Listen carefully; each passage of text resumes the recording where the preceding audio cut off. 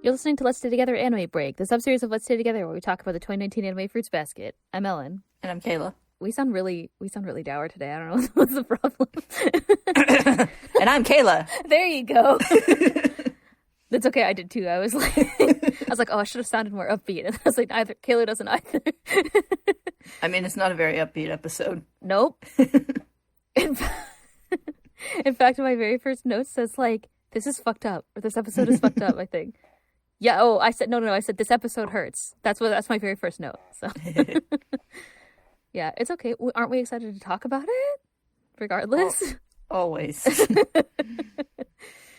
So speaking of which, we're discussing the final season, episode 7, which was called, that's right, it's empty. It wasn't contempt, it was deep sadness with which Akito spoke that line. I've revised my remarks. So we're going to do our summary spoiler-free discussion, then spoiler-free discussion like we always do. Ooh. Yeah, don't cry. I hope everybody brought tears. Brought tears. Brought tears. Tears. Brought all my tears. You're like, I don't need to bring tears. I'm always ready. This episode covered chapters primarily 115, 117, and 118 of the manga. So it was 115 minus the part about Luigi's curse breaking, which already happened like 2 episodes ago. And then part of chapter 93 was Kyo's dream. And there we covered these in our podcast episodes 59, which was called Devoured by the Soma and the Bond. Don't listen to it if you Oh, no, everything was covered already. So yeah, so that whole part was covered. And then episode 48 had the Kyo's dream in it. And I think there's content that isn't in the anime because it has some of Kyoko's backstory, but it's not spoilery, so you could go back and listen to it if you so desired. Yeah. Yeah. Unless you're offended by the Kyoko-Katsuya relationship, then don't listen to it. Yeah, that's true. That's a good point. I haven't had to. Well, there was a little Kureno shipping in this one, I guess, because of the dead bird scene or whatever. But I guess I could caveat this up front once again. But other than that, I feel like Kureno are less controversial than Kyoko and Katsuya. They're slightly that's less, what I've gathered. Slightly less controversial, but still controversial because Kyoko was in middle school. Mm-hmm. Kyoko was in middle school when they met. I think did they cover this at all in the anime? I mean, it doesn't really matter. I don't think they're going to cover it, so I don't think it matters. But Kyoko was in middle school. Katsuya was a teacher. That's when they met. So yeah, he was a student teacher. So slightly less sketchy. That's better. Right. Whatever. So yeah, I guess it's whatever. Yeah. I mean, I don't care because it's fiction, but I personally find Kureno Inuo less sketchy just because like she's about to graduate high school and he's like a naive little bird man who's been locked in a house for most of his adult life. He's a teenager in an adult's body. Yeah. He's basically like a teenager because he's never really left there. So. Yeah, I don't know. But yeah, the teacher-student thing is really sketchy. Although the thing about Kyoko and Katsuya is that nobody else cared about her in her life, so... Yeah. It's the reason why I can get behind it, I guess. But yeah. Anyway, all these types of relationships sketchy in real life. Don't let anybody... Don't let someone suspiciously older than you... Yeah, don't take your cues from shoujo manga. No, don't do that. Definitely don't do that. There are a lot of good relationships in Fruits Basket, but... The age gap thing is definitely suspicious. Yeah. Anyway. I think outside of that, the relationships seem good and healthy, but... Yeah, like, they seem to have a good relationship in the end, Kyoko and Katsuya. But, don't count on that in real life. Yeah. No. I wouldn't. This is your mom's telling you. Yes. Anyway, whatever. Enough unasked for life advice for now, I guess. So this episode opens in the past. Kyoko says to baby Kyo, even if the world doesn't need me, I'll keep living for someone who does. Custody rights might have been at risk there for a second, but she bounced back, and Tohru was there for her after all. But you don't want to go see Katsuya Honda anymore? Baby Kyo asks. Kyoko smiles a little bit sadly and says, I wonder how much time and effort it'll take for you kids to find your answers. The words sounded ridiculous to me, Kyo thinks in the present, because I felt like I was only born to take other people's contempt. And I only continued living to hurt people. And wasn't I right? That's why Mom died, isn't it?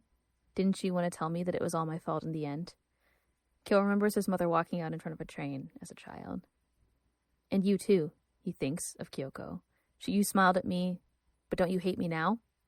He again remembers standing over Kyoko's severely injured body. His mother hovers behind him, telling him it's not his fault. You did nothing wrong, but you can't go outside. Outside is full of bad things. Come in the house with me, okay? She floats back toward the cat's room behind him. Let's live inside forever. Do what your mother tells you. Kyoko stands suddenly, covered in blood.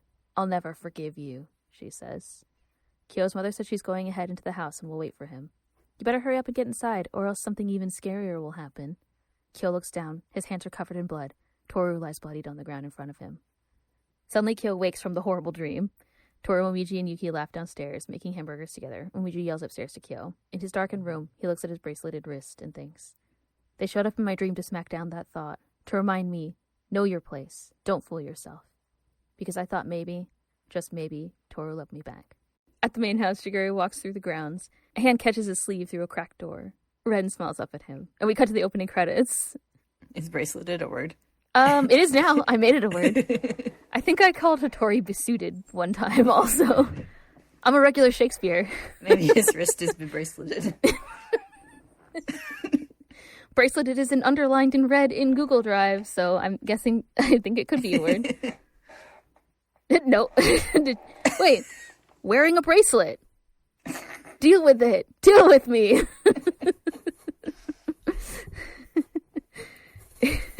First known use of braceleted from 1630. Could it have been Shakespeare? Probably not. I don't make up the English rules, okay? We rejoin Ren and Shigure chatting at the main house. Ren was able to slip away from her servants. Shigure asked her about asking Rin to steal Akito's box. My, you really have your ear to the ground, she says. Or perhaps she's just talkative. Truly no good. You're the no good one, Ren-san, Shigure says. I told you that was our secret. It sounded to me like a suggestion to go get it from her, but I'm afraid the operation failed. It would be much easier if you just brought it to me, Ren says. What? I don't want to do that. It feels blasphemous somehow, Shigure says. It is blasphemous, Ren says. No one but me has the right to touch Akira-san. His flesh, his blood, his soul. I'm the only one worthy to own anything to do with Akira-san. We flash back to the past. Before all of this, Akira sits alone in a room and the staff gossip. Another marriage talk fell apart. With Akira's failing health, a successor is needed. No one wants an outsider to inherit anything. A younger Ren approaches him. You must be lonely, she says, and afraid of dying alone. And no one else noticed. But I'm different. I see it. Give me all of your pain. Every last bit. Because I love you. Later, our friend, the old maid, screams at Ren. This can't be allowed. You're a servant. We're in love, Ren says. Silence, she yells. Get out of here this instant. Never set foot in the Soma estate again. Akira cuts her off. Ren noticed that I was lonely. She cried for me, he says. It was bliss, Ren says to Shigure in the present. Akira-san and I were the only ones in the world. I was the only one in Akira-san's world. It was enough. And yet. We flash back again to the Mabidachi trio and Kureno as boys talking about how Akito will be raised as a boy herself. Kureno wonders why. Hattori says that Ren decided on it a while ago because a female heir could cause issues. Ayame said that she threw a fit and said she'd abort the child unless everyone considered it a boy. She's just miffed that she's not Akira-san's number one anymore, Shigure pipes up, and jealous too. In another flashback, Akira asks Ren why she won't hold Akito. Why bother, Ren says. Everyone else already loves that child, don't they?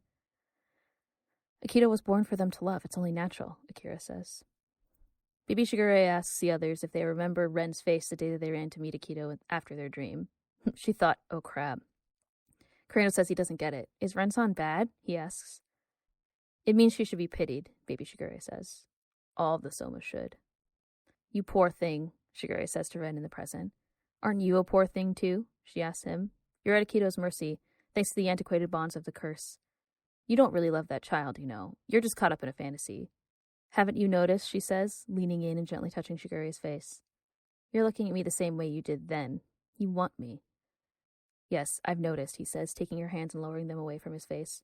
Looking at you gives me a rush of affection. It lets me fantasize about whether she'd look like you if she lived as a girl. Ren balks at this. You're right, I wanted you to take the box, Shigure says, standing to leave. You're the right one to have it. One person possessed by Akira-san's ghost is enough. There's something wrong with all of you, Ren shouts as he leaves. Who do you suppose you have to thank for that kid even being alive? Who do you think saved Akira-san? It's all because I was with him. In another flashback, Akito remembers when her father died. Ren wasn't called to be with him, but Akito, still very young, was there with him. What? You're just a toy for Akira-san to pass time with, Ren says, pointing at Akito. Now that he's gone, you're officially unnecessary. You're wrong, Akito says. I'm special. I was promised eternity. Everyone was waiting for me. Baby Akito stands. So I'm not unnecessary. I know because Father told me. If you mock Father's words, then you're the one who's unnecessary. Ren cries and clenches her fists. Go ahead and believe that silly fantasy of bonds and eternity. Eventually it'll fall apart, and you can learn the hard way that no one really wanted you. Ren drops and cries over her dead husband's body. In the present, Akito sits alone in her room, holding the box tightly. Kureno comes to speak to her before he can say anything. Akito says that she was happy when she met Yuki. The god and the rat of the zodiac hadn't been reborn for a long time, and back then she could still show off in front of Ren. When did my world start to fall apart, she wonders, remembering Kureno's curse breaking, hurting Yuki, Itori, Kisa, and Rin. In a flashback, Ren says to Akito that she heard that Yuki moved out with Shigure. So the rat was the second one to desert you? Don't let your one-night stand with Shigure get to your head, Akito says back. I haven't been deserted. Everyone comes back to me in the end. We can't be separated because of the bond between us. I'm sick of that line, Ren says. If you truly believe the zodiac, who get a taste of the outside world, will come back to the gloomy god who binds them hand and foot, then win. Prove that nobody can break your little dream, and rub it in my face. And if you lose, grovel to me, then get out. Akito smirks confidently. In another flashback, Shigure asks if Tio and another person can stay at his house. Akito smiles. She remembers meeting Tohru at school. I believed I could win, Akito thinks. I believed that no one could break this. I wished, almost prayed. I repeated it like a curse. Like I die if I didn't say it. She remembers moments when the Junichi stood up to her, Kyo at the beach, Yuki at New Year's. I repeated the same words over and over and over, but it's no good anymore. They're leaving, and they're leaving me behind. Suddenly, Ren charges into the room, carrying a knife. You know, when I woke up this morning, my head was so clear, Ren says, stepping into the room. I should have done this to begin with. She points the knife at Akito threateningly and demands that she give her back the box. Everything of Akira-san's belongs to me. Akito smirks. She doesn't want to lose to Ren. If you want it that badly, I'll give you the stupid thing, Akito shouts. She throws the box across the room. Ren drops the knife and dives for it. I didn't want to lose to this woman, Akito thinks, because I always knew. We flash back again to Akira's dying moments. He caresses his young daughter's cheek. Don't worry, Akito, he says, struggling to speak. I'm not leaving you behind. Even if you can't see me, I'll be by your side. My special child. Ren was the one that I wanted most to be happy about you. As her man, all I could do was die. But at least I could leave her a child. Akira cries. And our child being special proves that Ren and I were special, right? It's too bad we couldn't reconcile, Ren. A little later, after her argument with Ren, the maids praise Akito for how she behaved. But the one that Father loved most wasn't me, it was... No, the old maid says, entering with a box. Akira-san loved you best. You mustn't let yourself be fooled.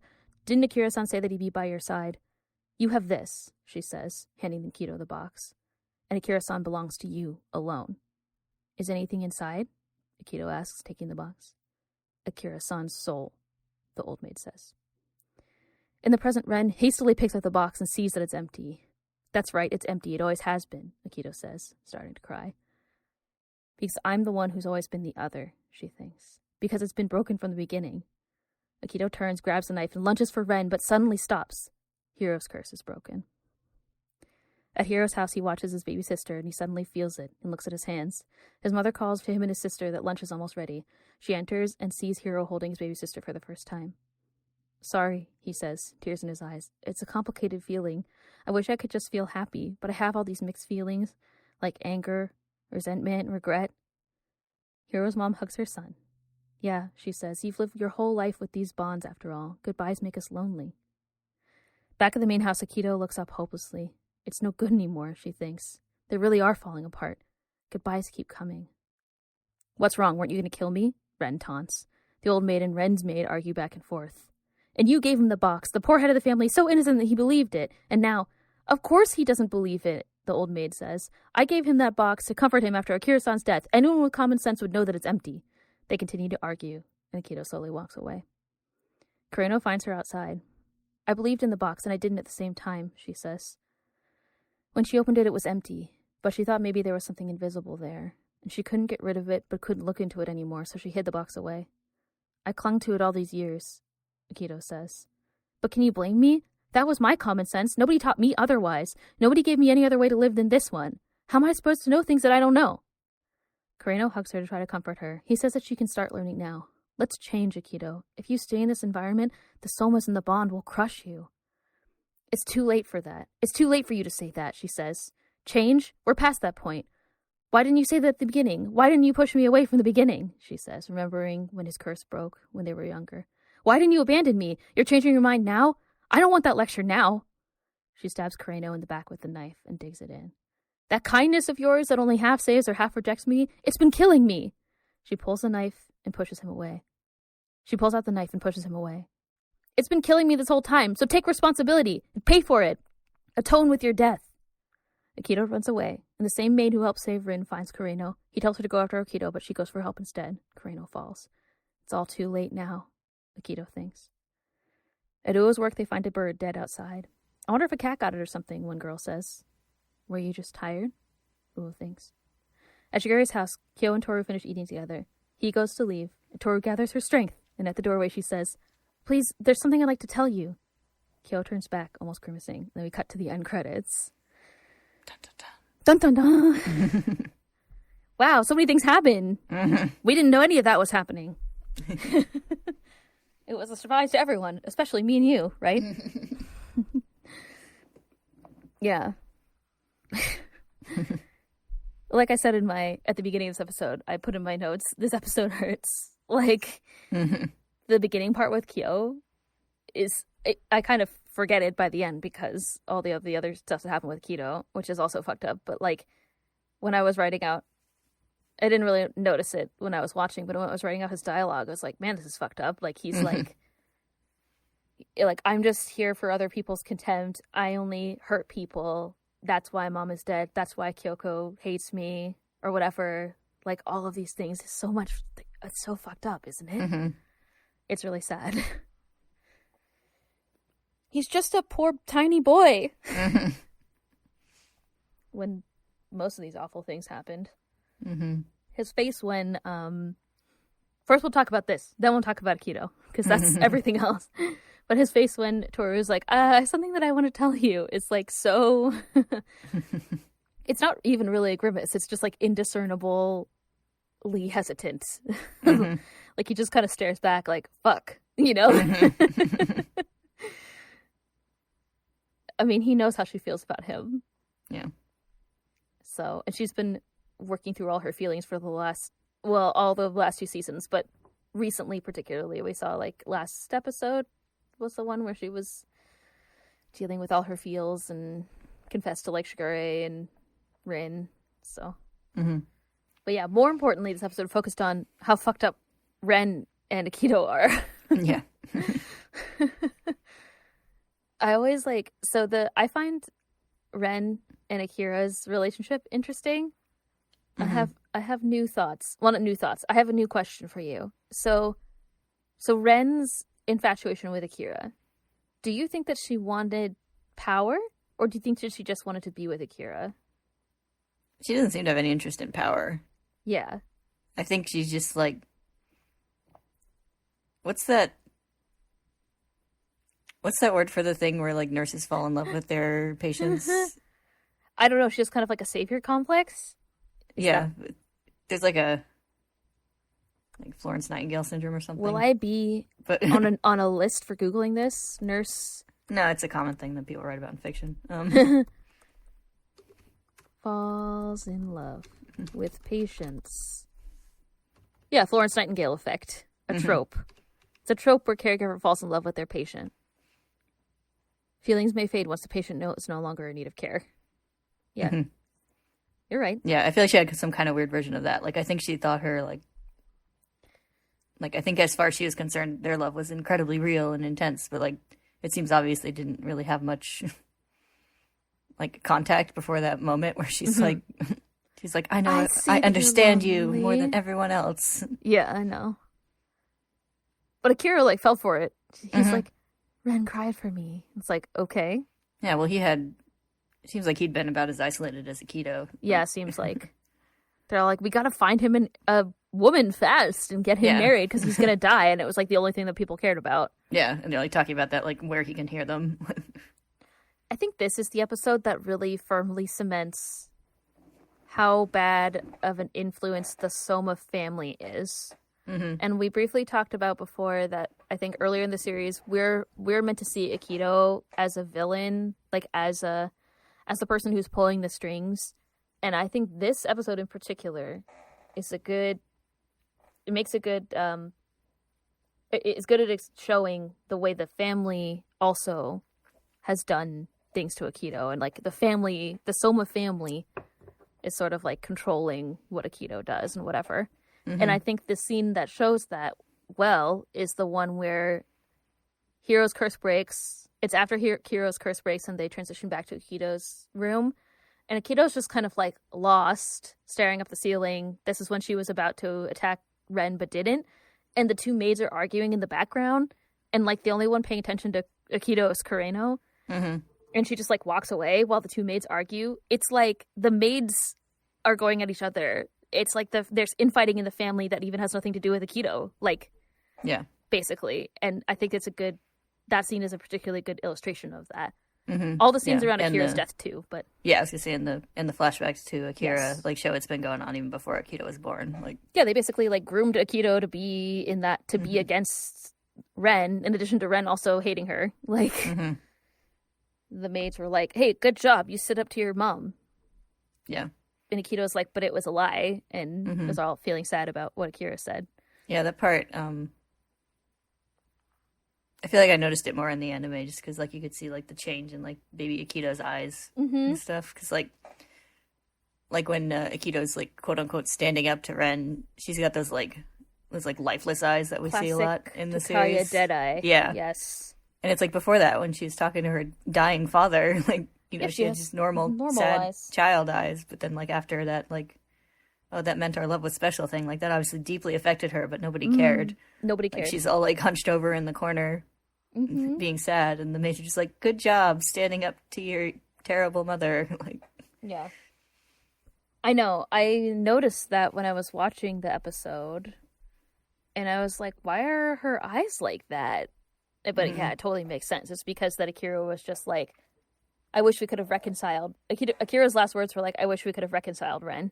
And like, I wish that Ren had cared about Akito. Not because she is, meant to be loved or whatever, like Akira always said, but because Akira felt like Akito being special was proof that Ren and Akira's relationship was special. And none of that'll fuck up a child. Yeah, not at all. As we said before. Said it before and I'll say it again. I mean, even just watching your father die at that age could fuck you right! up without all the outside stuff. Right. I was like, wow, Akito is young when I was watching that scene. And they should have called Ren. Why didn't they call Ren? Akira had enough time to have a 2-minute speech. Ren could have made it there. Yeah, because they hated her. Yeah, because they hated her. But isn't that fucked up? Anyway. Yeah. I'm not arguing with that. Not a good family dynamic. Nope. It's all like the old maid. I think we've talked about how the old maid kind of represents... You could say that one of the main messages of Fruits Basket, or one of the main themes, is just shrugging off of the old ways and changing to the new. And the old maid... I call her the old maid. I gave them names, the old maid and the good maid, on purpose because they're recurring characters. And the old maid is the quintessential representation of the old stodgy family values and whatever, right?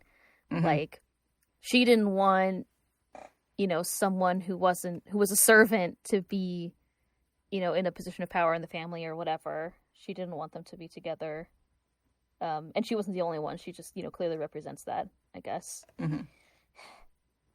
Anyway, I'm trying to find that scene in the manga. I wanted to see what Akito's eyes look like in the manga, because I definitely didn't notice that in the manga before, but I'm sure it's there. Yeah, she's got kind of dead eyes thing. I think it's just more obvious. I think it's just more obvious with the animation, showing it transition to that during the earlier but later scene.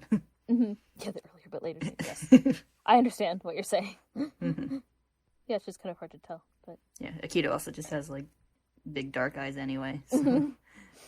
It's a little harder to tell in the black and white. in the static version, yes. I don't know, Ren is an interesting character because she's cray cray, her this Florence Nightingale syndrome, but also she's so deluded in how singular their relationship is and stuff like that. Mm-hmm. And of course hated Akito so much. Yeah. And she was jealous of Akito, which is crazy. Like, Mm-hmm. shouldn't be jealous of your child. Yeah. But then it turned out in the end that so you have Ren saying that all the zodiac bonds aren't real, and I was gonna say gaslighting Akito about the curse, but I don't know, maybe it's not. It's hard to say if it's real or not, I guess. Like, their feelings. I guess we know that there's, like, a bond. You can see the bond. There's evidence of the bond, like, with Hiro's curse breaking and people crying and stuff like that. Like, they obviously have some feeling of attachment related to the curse. So I guess it's not really gaslighting. But Ren constantly saying that that's not real, or that it is gaslighting. Yeah. Saying that it's not real, and then saying that her relationship with Akira is actually real. And then you have Akira saying that Akito, on the other hand, was meant to be loved by everyone. Mm-hmm. And but then at the end being like, oh, what I wish most is that we could have reconciled, and like that Ren would accept that their Akira and Ren's relationship was special because Akito is special. And like, that's the very last thing that he said. Mm-hmm. Again, not going to fuck up a child at all. Yeah.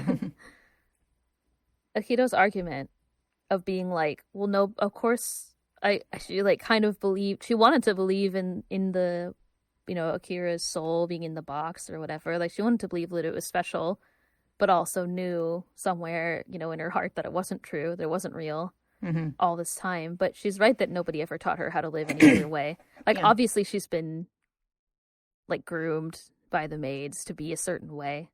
Does grooming only refer to raising someone to be in like a relationship with you? No, because people talk about like grooming people for like positions and stuff, and yeah, that's true. So yeah, like the maids have groomed her to be a certain way all this time, which is really sad. And so, Kureno ended up becoming the target of that, which isn't right, but yeah. to say the least. And Kureno, the irony also is Kureno was the one who was like, no, you can't lock people in rooms. You can't just lock people up. It's like, you also can't stab people. Like, you should have thrown that in there, Kureno. Yeah, Akito, in her frustration, I guess, of being so sheltered, stabs him. Frustration and of being sheltered, and also like starting to lose all the people that she felt connected to, like all the Junichi. Their curse is starting to break. Yeah, she's like in a panic at that. At that moment, like I feel like she doesn't like fully realize what she did until a little bit later. Like, no, I don't think so. In the anime, they made it extra violent, where she's like pulling the knife up his back too. I was like, that's a lot. Yeah, and the blood like soaks through his shirt. It's like, and everything. oh no. Yeah, it's bad. It's like, you guys okay? Did you guys really want to do like a dark shonen anime or something? There's a lot of blood added to this. I mean, it's not bloody. It's just that she didn't. I just feel like it's so aggressive. Like, it's like, I think you're right that Akito is panicking, and she just like stabbed him and then ran away in the manga. But here it's like she stabs him, she holds the knife in and like pulls it up, like makes the wound even worse. It's like, I don't know, but whatever. What do I know? I'm not a doctor. Actually, I'm gonna look and see what she did, because I'm pretty sure she just stabbed the knife in and then bolted out, but that's after. Well, let me look through one of my 5 volumes that I have here. Yeah. Yeah, well, there's not as much focus on like the knife literally in his back in the manga, so no, there wouldn't be. There's like a profile image of them as she like stabs the knife in, and then there's lots of like close-ups on their faces and stuff, and then there's like a little like flick of blood as she pulls the knife out, but that's all you really see in the manga. So yeah. But yeah, but I'm saying she didn't pull it up. Anyway, whatever, it's fine. But yeah, it is. I feel like we talked before about how all the added gore. I don't know, whatever. Yeah. I mean, it's not even that much, but just slightly more. Yeah, like I'm joking mostly when I'm talking about it, but it's just sort of It's just sort of funny. You're like, oh, more blood. Oh, there it is. I was like, no, not Kureno. No. But then the good maid came. She did come back. They kept her. Yay, I guess. Yeah, there's a line I liked in the dub when Akito's like yelling at all that. She says like, how do I ask when I don't know what to ask? Somebody asked us in our questions one time in the when we were talking about the manga if we thought Akito was a villain or not. And I don't think Akito's a villain. No. Akito was a victim. She's not. I mean, being a victim doesn't give you the excuse to be cruel to other people, but she's also clearly a victim of the family. So, and a victim of parental abuse, just like many other Somas. As she pointed out to Ren when they were fighting a couple episodes ago, actually. Yeah.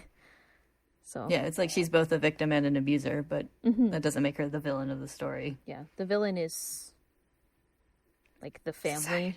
The villain is the old ways, like quote unquote, right? Yeah. As represented by the family and the curse. Villain is the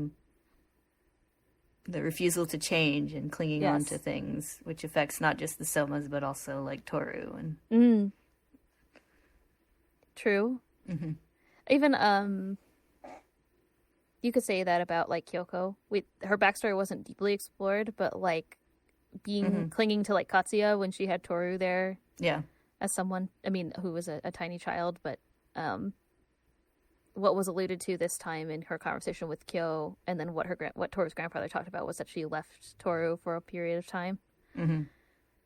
So, you know, like clinging to Katsuya also, and not wanting to move forward without him. Same with Kyo, clinging to, you know, not wanting. Can I say? I guess not. I think we can say generically that Kyo is frightened of moving forward in any way. Yeah. Well, he also has a threat. He has a looming constant threat of the family also. So, yeah, he is physically currently barred from changing because of them. So, he's afraid of even wanting something more, you know, even like trying to think of a future or whatever, you know? Yeah. Tohru wanting to cling to her mom and not keep things the same in the sense that she wants to keep, you know, her relationship with her mom, to keep thinking of her mom as the most important person to her, is also, it is hurting her. Yeah. As you said. Man, that old maid. She's always getting into things, always meddling. Yes. Would have gotten away with it if it weren't for that meddling maid. The maid is like, I would have gotten away with it if it weren't for that meddling Kureno. The scene with Hiro is cute. Oh yeah, we didn't even talk about that. I was too focused on all the bad things. Yeah. It's really good. And he like immediately picks up his sister, which I always liked. I was like, I'm not crying, you're crying when I was watching that scene. It's so good. It made me tear up. Yeah. It's sweet because he's like sitting there with her, just like watching her, but he obviously can't like, you know, like hold her in any way. But then the curse breaks and he just immediately picks her up. Well, and he's also just like, oh, sorry, go ahead. I was saying, and then his mom comes in and, you know, hugs him as a human being for the first time, which is sad, but. But then the thing that made me tear up was that he's so conflicted about it. Like we know how hard it is for them because they feel the loss. They actually like feel the loss of the bond that they had with the others, it seems. So it's like, you know, an extra struggle, it seems. He's like, I wish I could just feel happy. Yeah. But, you know, whatever. As we learned from, I can't remember the name. Inside Out. Feelings are complicated. I could picture all the multicolored memories. Yeah. You need the sad for the happy. Happy memories, sad memories can turn into happy ones with the support of our loved ones. That's why I can't watch Inside Out anymore either. Just for the record, it's too sad, or it makes me too emotional. I refuse to have feelings. My husband was watching Up the other day, and I was like, I can't believe you're doing this to yourself. And by that, I mean, I'm putting on headphones because I can't. I like how Pixar movies are like mostly like lighthearted romps, but they always have like a 5-minute scene that just like tears your heart out. Literally the first like 10 minutes of Up where you're like, Yeah. I can't, like, Mike was like, what's up with this? The first time I watched it, he was like, what is this? And I was like, it's sad. Like, you weren't aware? Like, everybody knows. I remember watching it in the theaters, and like the only showing was that I could get into was a 3D showing. So I was like, I'm like sobbing behind my 3D glasses. It's so unexpected too, because you're like, hey, look, a cute movie where there's a house with balloons. That's going to be cute. Yeah. No, the first 10 minutes is absolutely heart-wrenching. And then I just you feel so bad for him. Even the scene after when he attacks the guy with his cane, I was like, no, he's just a sad old man. Like, he can't go to court. They can't take him away. Anyway, this is why I can't watch it. This is what I'm saying. Yeah, it is brilliant. Like, it's great. Like setting the scene kind of stuff, because it's like you wouldn't feel nearly as Feel sympathetic toward endeared. toward him for the rest of the movie without that. Yeah, for sure. I'm not crying already. You're crying. Anyway, I don't have any other things to say about Furuba, except Akito's on the loose now with a knife, which is not good. Can't be good. It's like Akito's got a gun. Yeah. I think actually, I have one other thing to say. The scene. So Akito's like, when did my world start falling apart? And she remembers Kureno's curse breaking, and then all these scenes of her like hurting all of the Somas. And I think that's kind of the other Somas. And I think that it's interesting because I think she sees it as them betraying her, but I see it as her abusing them, right? And it's like it's just kind of interesting scenes to choose. Like, I don't know. Like, I guess that's supposed to be the interpretation. At least that's my I guess how. That's why it's like, I guess that's how Akito feels about those times. I don't remember if they had those scenes in the manga either. They did. They did. I'm looking at it right now. I do think I can't. Delicate flipping. Yeah. Yeah, I do think it's like she's on the verge of figuring something out, because like I can't remember exactly what the dialogue was in the anime, but in the manga it says like when did my world begin to break, and then it says like from there it twisted and twisted, but I desperately reached out, I forced them to stay. That's right, no matter how many times I was betrayed. Like, I feel like that was kind of like on the verge of like realizing like all the horrible things she's been doing, but then like turning it back to her own like point of view.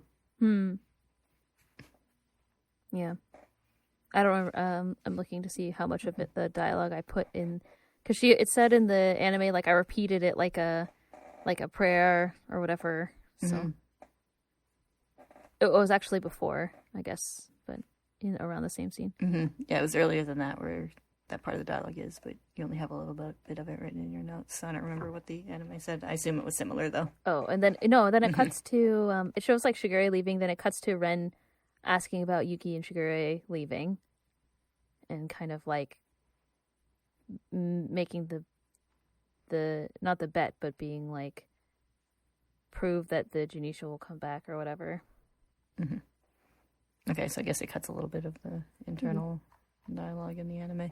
Then there's a scene of Shigure being like, I want someone to live with me. It says, I believed I could win. I believe no one could break this. Because that's in the manga, but that's later. A little bit later. Maybe they moved some of the dialogue around. I don't know. Yeah, I think they just cut out the like internal, like being betrayed and stuff. But I think you still get the gist just from the images and stuff. But yeah, for sure.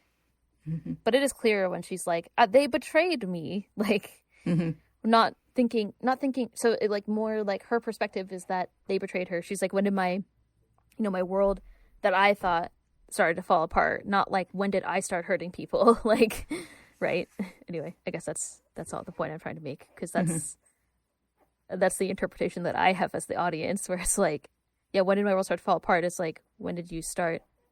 You could interpret it either way, I guess. I don't know. Whatever. Although we know Akito hasn't changed yet, I guess, is the point I'm trying to make. Yeah, that's what I'm saying. I think she's on the verge of like, she's almost there. Like realizing like all of this stuff. But, yeah.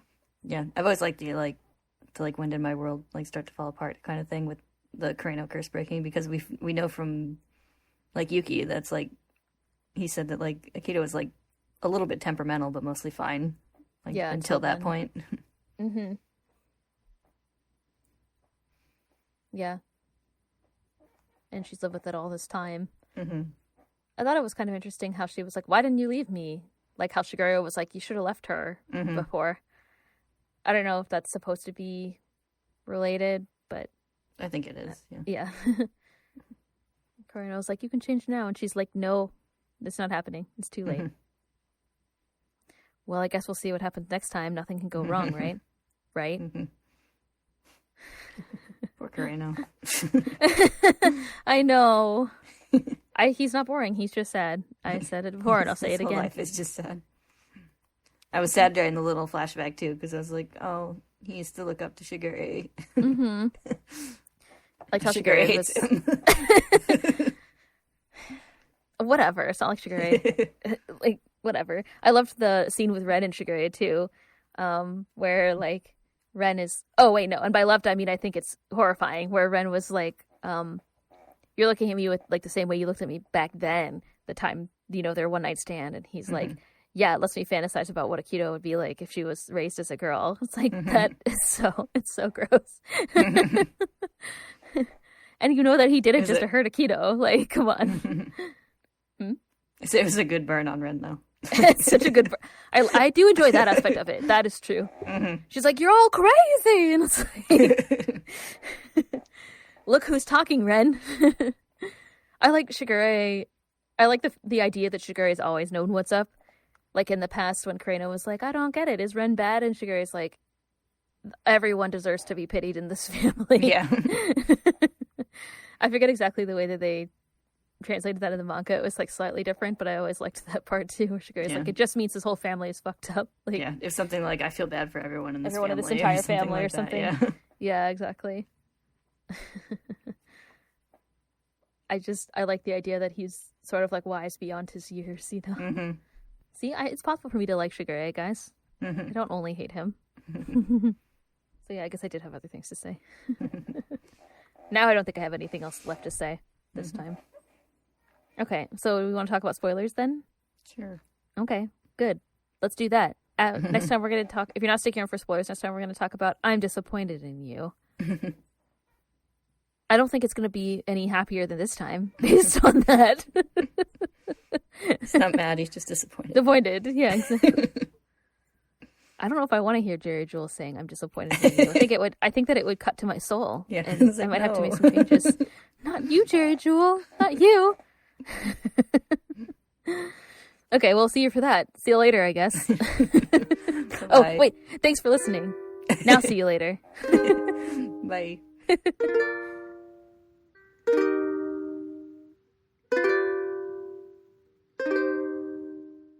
Hey, I wonder what could possibly be happening next time.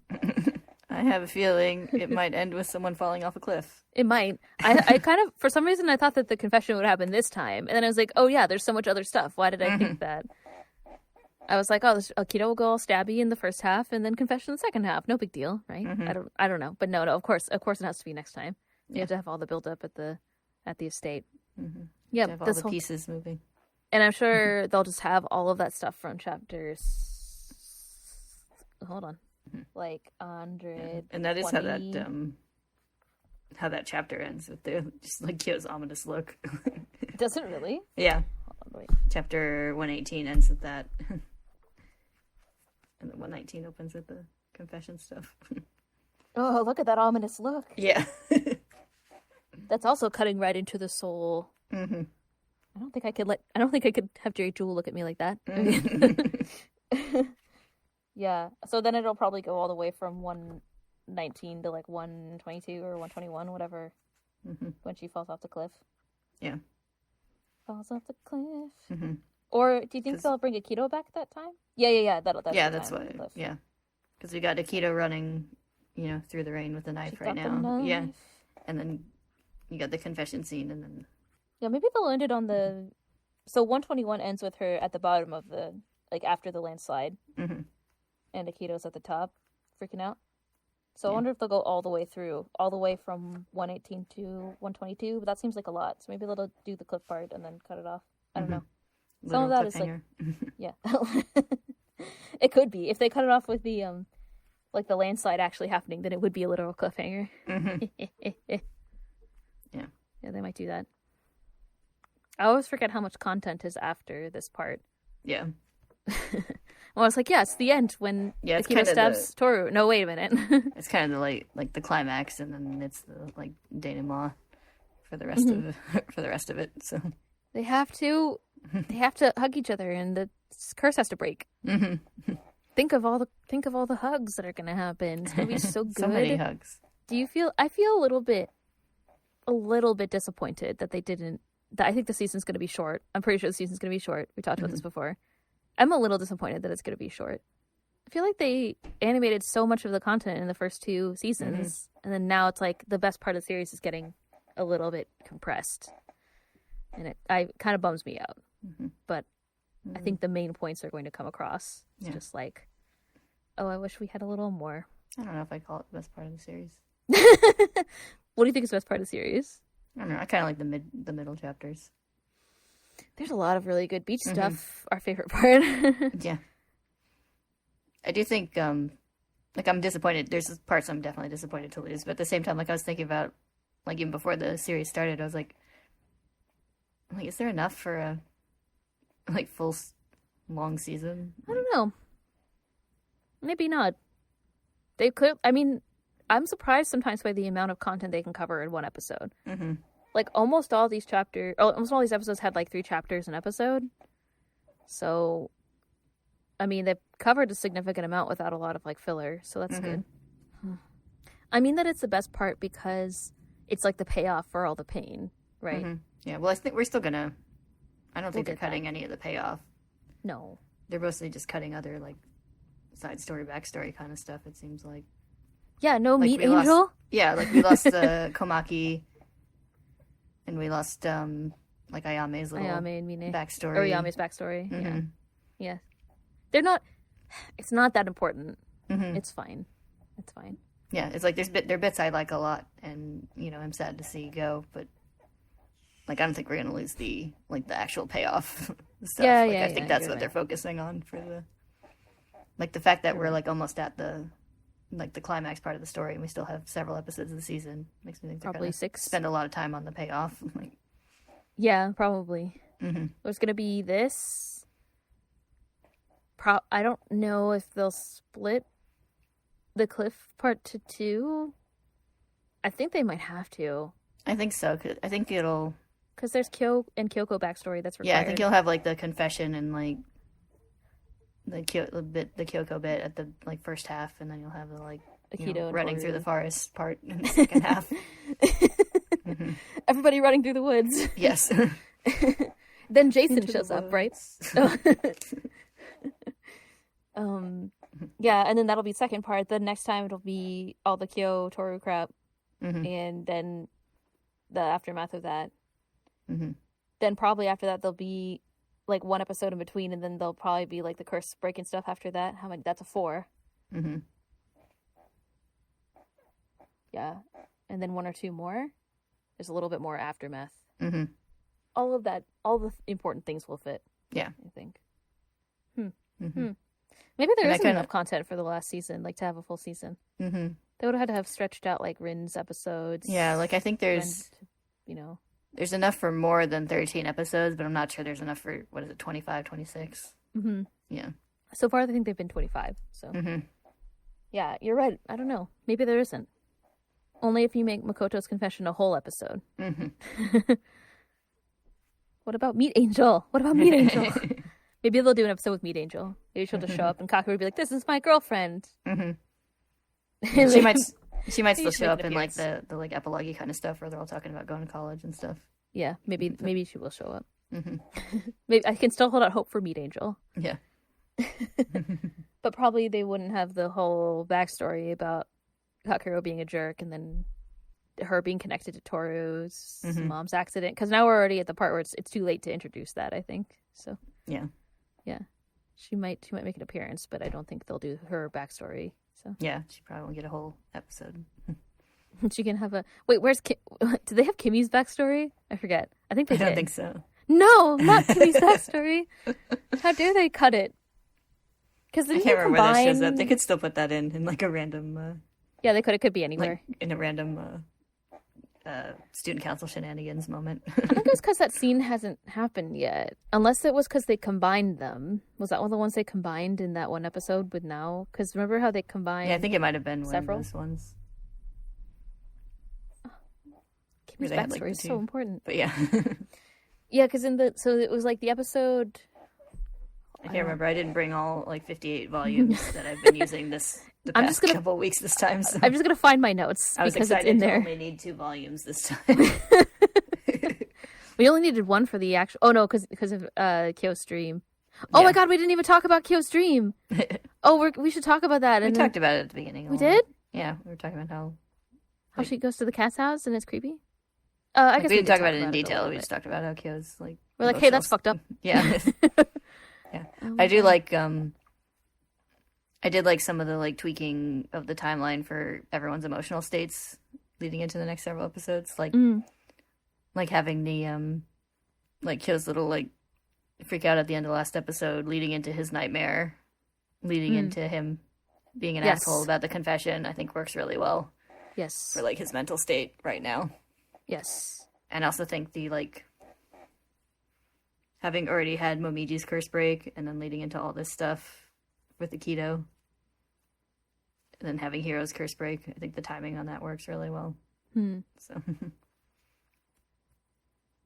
and also having like Shigure fucking with Ren leading directly into Ren running in with the knife. Yes. Oh, here it is. It was the chapter after the barbecue one, 112. Yeah, 112. I don't think it's happened yet because that has the stuff about Komaki. Blah blah blah. And it's after the stuff with Ayame, like when they go to after Ayame's shot. Oh yeah, it's before. It's like during the Mogetta. Yeah. She was like, give Kimmy this. Yeah. And they're like, why are you like this? Now it's like, do you want it? And Kimmy's like, how could you talk like that? Putting other people's things is the worst. She's like, Kimmy would never take something that belonged to someone else. What about 5 seconds ago? And then she's like, he's like, how the hell do you manage being so overconfident all the time? And she goes, I think it all started that day. And then it goes into this flashback where she's a child. Yeah, okay. So no, that hasn't happened yet. Well, they better include that. It's the only thing that matters to me. I mean, that's the best part of the whole series. That's what you're talking about, right? It's not at the end, so you couldn't have been included in the end stuff. Is there any other spoilery things that you have to say? Are we just going to freak out about next time until next time? I'm just ready for Tohru to be all like, well, then I have to disagree with my mom or whatever. Also, yeah, of course they made the episode title, I'm Disappointed in You. You can't be bad. An obvious choice. That I have also clearly agreed with, because I think that episode title was I'm Disillusioned. You can't not call it that. Well, that's going to happen, I guess. Yep. It's going to be fun. Like I said, nothing can go wrong.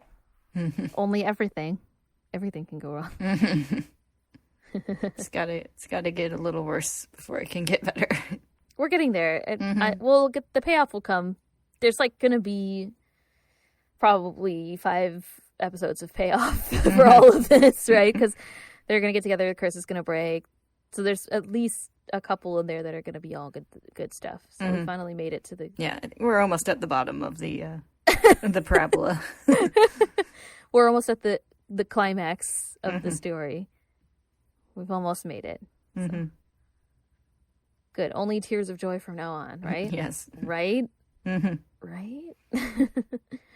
So much happy screaming. Next time you cry will be tears of joy. Don't bring FMA into this. Okay, so nothing else to say about this episode of Fruits Basket? No? No. Okay. Good. Well, okay. Join us next time for I'm Disappointed in You. I won't be disappointed in you. I just want you to know. Thank you. It's good. Jerry Jewell might be disappointed in us, but... He's disappointed in all of us. It's so harsh. I can't wait. All right. Thank y'all for listening. We'll see you next time.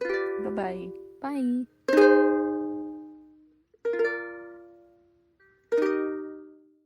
Or perhaps she's just talkative. Truly no good. This is truly no goo.